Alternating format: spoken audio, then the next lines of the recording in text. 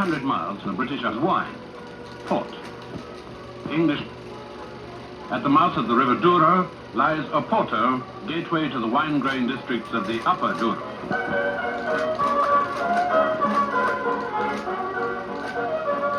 The famous Don Luis Bridge, 100 feet high, joins Oporto to Villanova de Gaia on the opposite bank. Here, by law, are situated all the lodges. This is a portal for the Upper Douro, 70 miles from Oporto. She's carrying a cargo of empty casks. The port-growing district, which lies on both sides of the river, starts 40 miles from Oporto and continues right up to the Spanish border. It's an area about 950 square miles in all. The strict laws which govern the production of port lay down that the wine may only be produced within these boundaries, and then only when the quality of the grapes reaches the high standard demanded. Port is protected not only in the country of its origin, but also in Great Britain, where it's a punishable offence to sell any wine labelled port which doesn't come from this part of the world. It's spring, and this is typical port wine country. In the mountains of the Upper Douro, the road turns and twists among the vineyards. Those terraces are the result of centuries of arduous and highly skilled labour.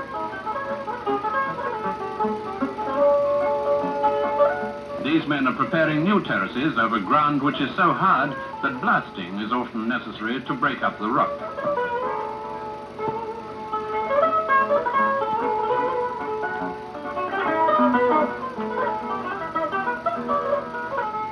That bundle of wood helps to confine the blast.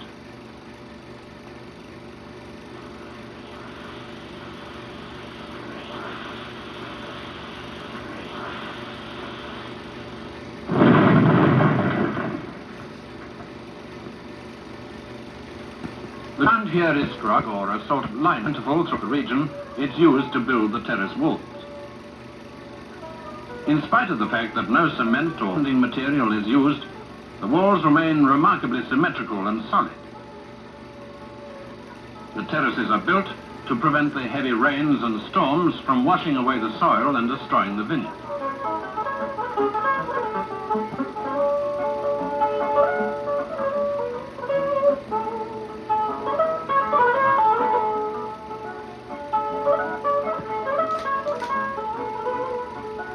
The ground has to be carefully prepared for a new vineyard. It's astonishing that such an arid land can produce such wonderful grapes. No other wine-producing country has this combination of soil in its vineyards. This is the time the young vines are planted deep to catch the rains. Although it's a dry country, Portugal does get its share of rain. New vines begin to produce after about 4 years and may last anything up to 50 years. In the best districts, 1,000 mature vines may only produce a pipe of port annually. These are essentially districts of quality, not quantity.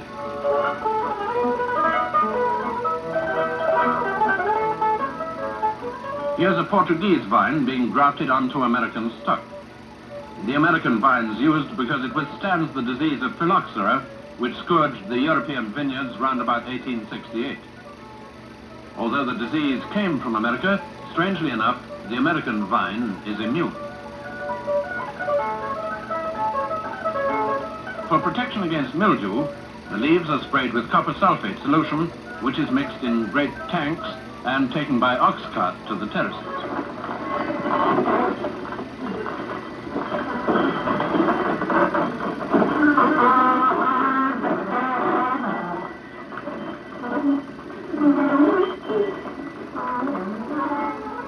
It seems to me the Portuguese have one particularly good idea. The women do a lot of the heavy work, such as carrying these great cans. The men, when their turn comes, are able to stroll up and down in a leisurely manner, carrying a spray.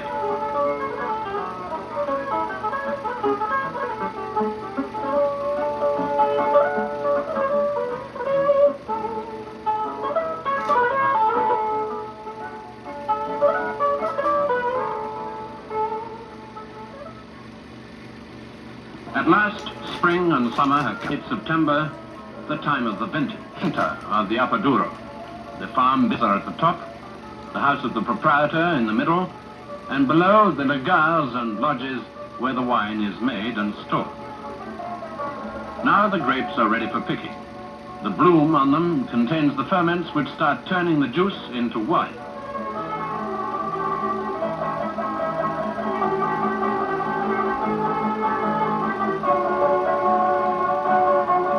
The baskets for carrying the grapes are prepared and the pans they contain thoroughly cleaned. These pans ensure that all the precious juice will be collected for the wine. Everything has to be spotlessly clean.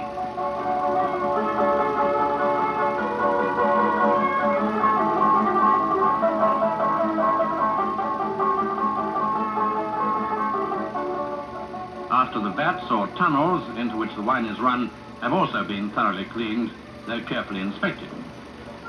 Banging on the outside sets the air inside in motion, and it's possible to tell immediately by the smell if everything isn't perfectly clean. Now the great moment arrives, the harvesting of the grapes. Rather like English hop pickers, these workers have been looking forward to this day since the last vintage. This is festival time.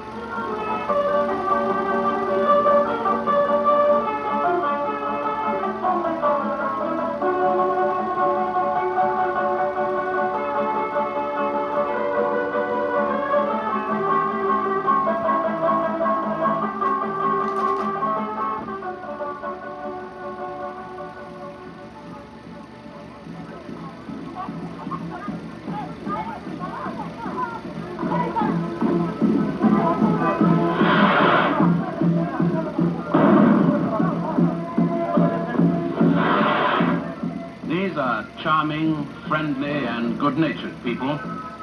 Here again, the women carry the luggage, and the men allow them to. In these buildings, they will sleep and live during the 2 or 3 weeks it takes to gather and tread the grapes. The segregation of the sexes, of course. Another reason they look forward to the vintage: the men can smoke in bed without opposition, and the women gossip through the night to their heart's content. The women do the picking. They cut off the grapes with sharp knives, filling small baskets which they hand to the younger generation, who in turn fill the larger ones. Overripe, unripe, or imperfect grapes are of course discarded. Incidentally, the word vintage, which literally means the gathering of the grapes, mustn't be confused with the term vintage used in describing a particular type of port. Practically all port is a blend of wines of various years, except vintage port, which is a blend of 1 year only. A year when, in the opinion of the shippers, the wine has been of quite exceptional quality. The back-breaking job of carrying the large baskets away has to be taken over by men. Not surprising, since a full basket can weigh as much as 140 pounds. Notice the fashions in footwear. Some believe in good solid boots, while others go barefoot, each man to his taste.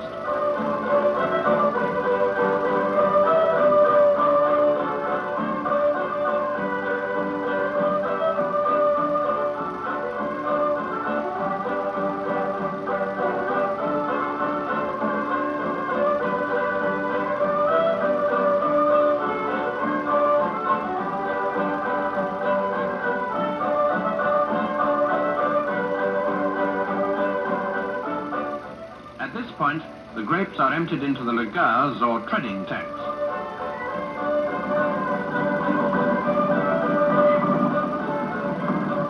A proportion of the grapes are destalked, depending on the amount of tannin required in the wine.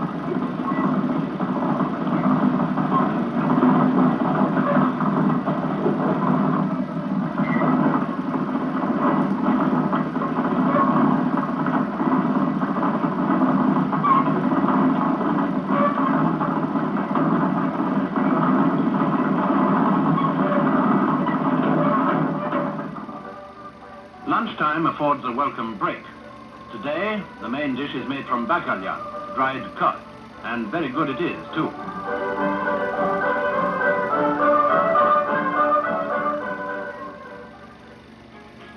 As night falls, The workers dance while the grapes are pressed.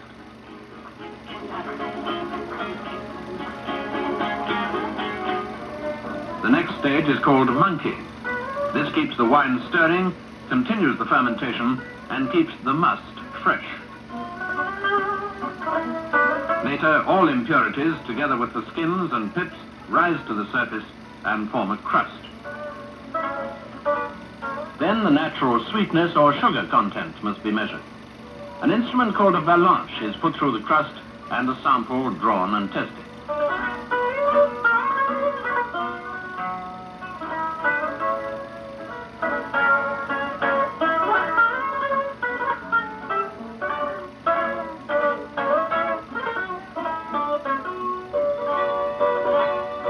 At the same time, the color and viscosity are noted.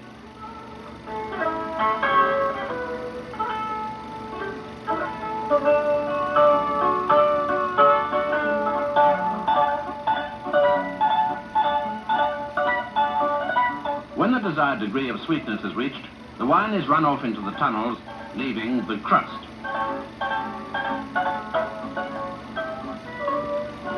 Brandy is added to stop further fermentation.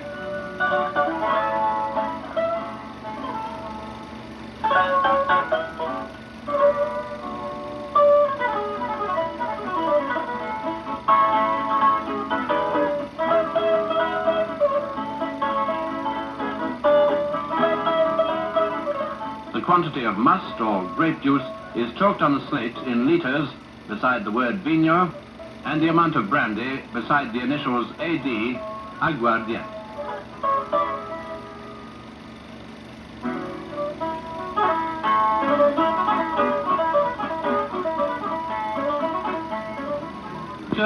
It's the end of the vintage, and they're bringing the rama, symbol of the completed harvest, to be blessed and handed as a token to the wife of the owner of the quinta.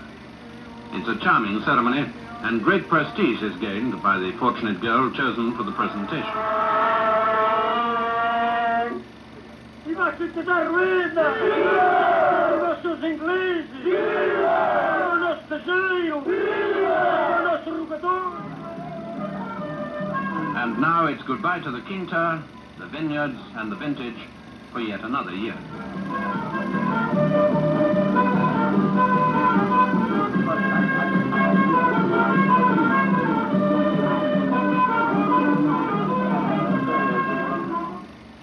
Regua lies in the center of the wine-growing district. Here is the headquarters of the Casa do Douro, or Farmers' Union, with its beautiful stained glass windows telling the story of winemaking. Here is decided which vineyards may make port wine. The Casa do Douro allows only the best grapes in each vineyard to be made into port. 6 months have passed since the vintage. Once again, it's spring, the season when the wine leaves the Upper Douro for the shippers' lodges in Vila Nova de Gaia.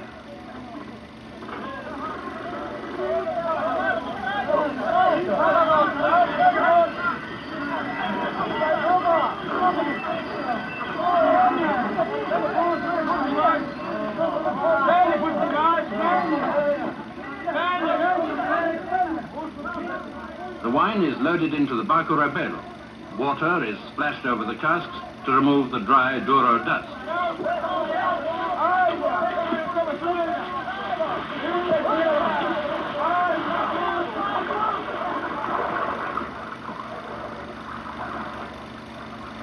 Again, ancient custom battles with the modern machine, and here the battle is almost won. Wine still goes occasionally to Oporto by boat, but mostly today it goes by train.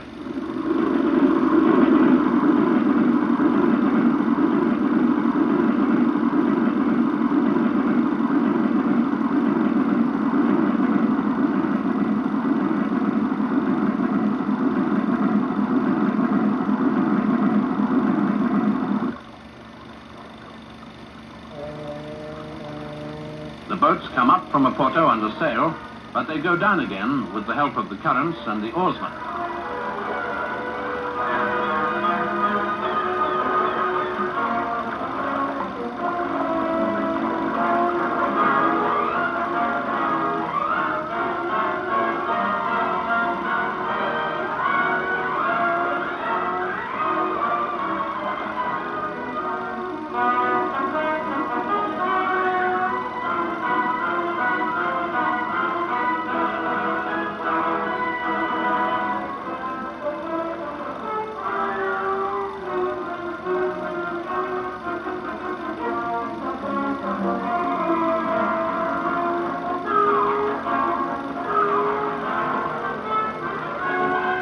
3 days to cover the 90 miles from the upper reaches of the Douro near the Spanish border to Oporto.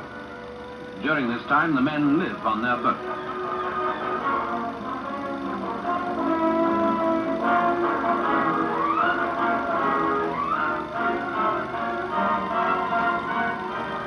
Back again at Vila Nova de Gaia, the casks are unloaded and are taken to the shipper's lodge for blending and maturing.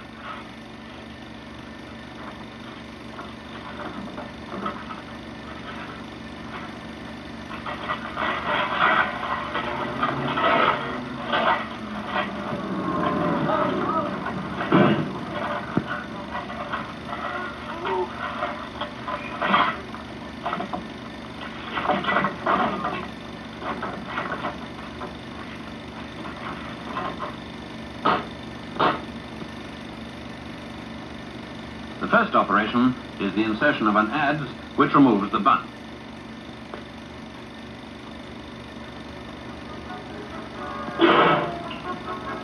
A glass balanche takes some of the wine to be examined by experts in the sample room.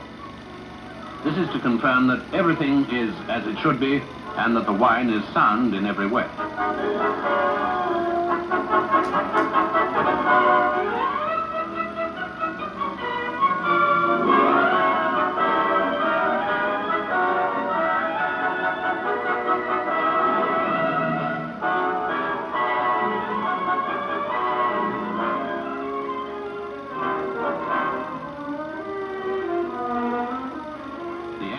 Noses the wine to see that it's absolutely clean. Even more can be learned from the nose than from the palate. He tastes the wine but without swallowing it.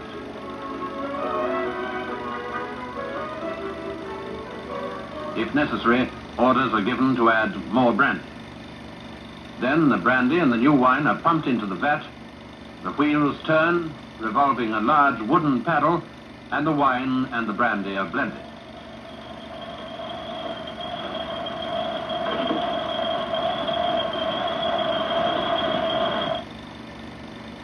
At the cooperage, there are vast stocks of oak wood used in the making of casks. The staves are planed and shaped. Nothing but the best wood is used.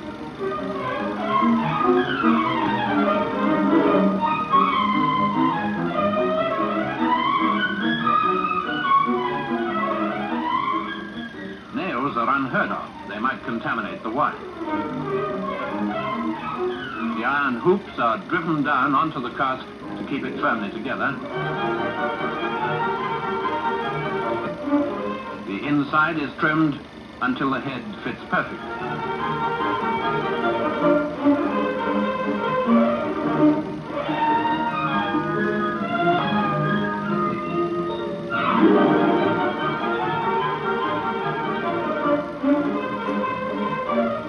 Then the casks are rolled away downhill to the lodge. They're turned continually to stop them running away. Finally, they arrive at the lodge to be cleaned and seasoned.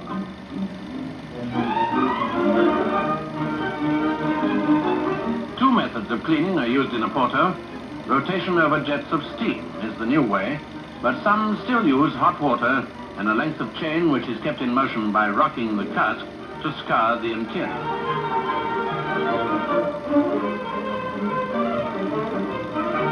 Back in the lodge, the wine is racked and transferred to other casks to give it fresh air, which helps to mature it. Young wines, up to the age of 3 or 4 years, are turned over every 9 or 12 months, and as they get older, every 12 or 18 months. The cask is tilted forward to get the last clear drop out of it. The dregs or lees are left behind.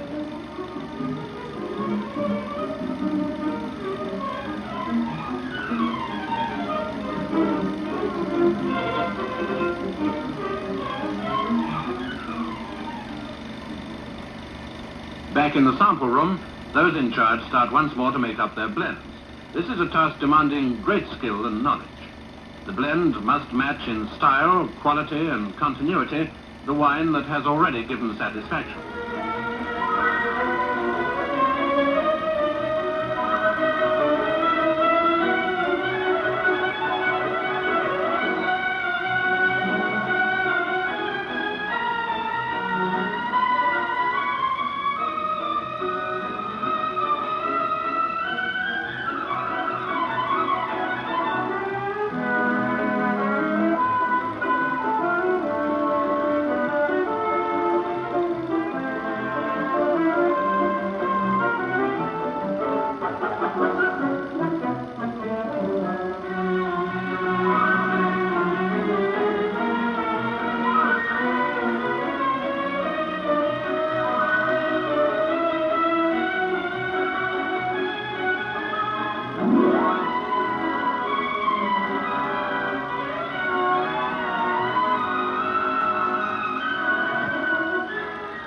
wines are successively lighter in colour and greater in age. The darker ones are full or ruby, the lighter tawny or old tawny. There's also a light golden port known as white, made from white grapes. Except for vintage and crusting, all port is matured in casks or vats of wood. The longer it remains in wood, the lighter it becomes in colour. Vintage port retains its colour as it only spends 2 years in wood and the rest of its life in bottles. Crusted port is almost the same colour as vintage and is a blend of different years kept in wood in a porto for 3 years and then shipped to mature in bottle. This only takes 5 to 7 years, during which time it throws a crust, hence its name, crusted port. Here, a vintage port, 21 years old, is compared with a tawny of the same age. The vintage is, of course, the darker of the two.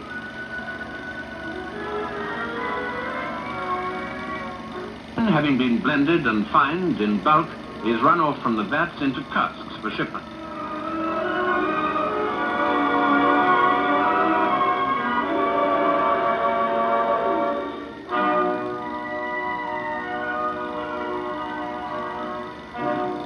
This is just a small corner of a vast lodge where wines have been stored for more than 2 centuries.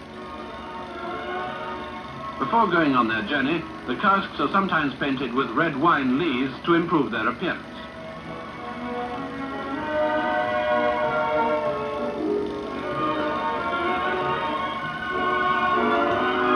The Instituto do Vinho do Porto, the final stage before shipment. Here, men from this government department draw a sample from every cask, which has to pass many tests before it can leave for its destination. Everything is examined to make sure the wine is of the high quality demanded of port wine. If, in the opinion of the Instituto, it is not, then it can't be shipped.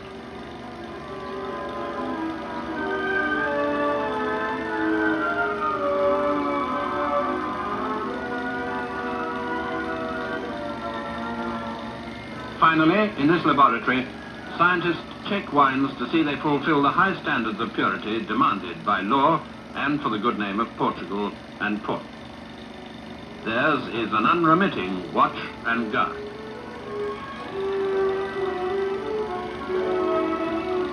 Having passed its examination, a certificate of origin is signed, a guarantee that the wine leaves Portugal in perfect condition.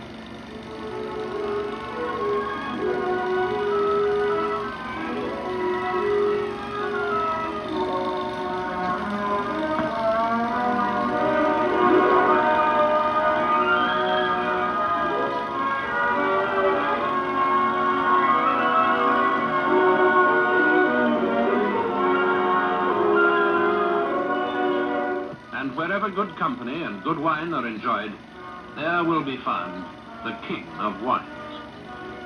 But wherever you find it, remember, port comes only from Portugal.